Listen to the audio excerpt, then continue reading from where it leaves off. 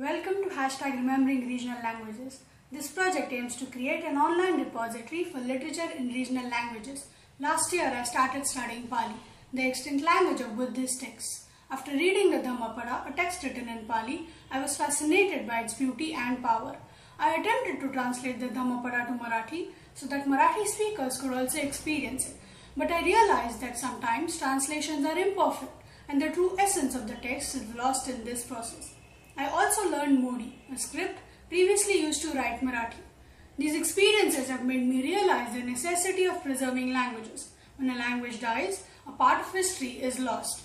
India has a vast variety of regional languages, and most of us do not realize how extensive the literature is. Preserving regional languages and revitalizing dead languages is indeed important. With hashtag Remembering Regional Languages, I hope that literature from lesser known languages gets an opportunity to enlighten the world. The experience of translating the Waterlily short story meant a real epiphany for me.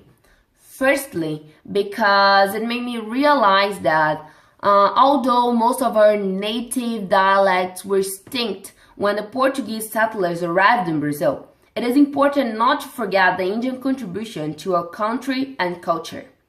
On the other hand, I saw that despite of the size of Brazil and the differences between its regions, the Brazilian people managed to keep our unity through the language, which is wonderful and made me so much proud of being Brazilian. Hi, I'm He Qiu. I'm from China and I study in Singapore now. Before I come to Singapore, I seldom read Chinese literature. To non-Chinese speakers, Chinese may seem very difficult, but to me, Chinese is the most convenient language ever. After I come here, I spend even less time reading Chinese books, and I only speak Chinese to my Chinese friends. But gradually, I found out that local people hold inaccurate attitudes of Chinese people and Chinese culture. So I decided it's time for me to show them how true Chinese culture is and how great our literature can be. So I spent more time reading Chinese books and I found out many interesting stories that haven't been translated into English before. So I take this opportunity to show you guys, non-Chinese speakers, how interesting our culture can be, although it's super long. And maybe it's time for you to start reading Chinese culture, start reading Chinese literature and find out more about Chinese culture, although it's far from extinct. Storytelling has been a very popular way of sharing information in our culture. Children are taught stories to know about their culture, tradition, and also the society. So by translating these cultural stories, I learned that it is also beneficial for those children who are coming for the future generations to get to understand the stories better in a language that they will understand better. Also, since there are a lot of tribes in our African culture, it is a better way of sharing common information amongst those cultures.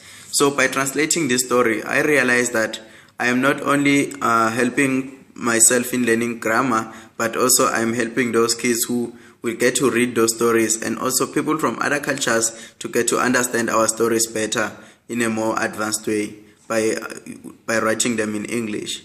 So it's quite an amazing experience and it makes me to be more proud of being African. Woohoo! Being able to translate one of those Chinese stories that I loved the most when I was a kid into English was an amazing experience because that it reminded me of what being Chinese is. Because being born in America, I'm exposed to more American things than Chinese things.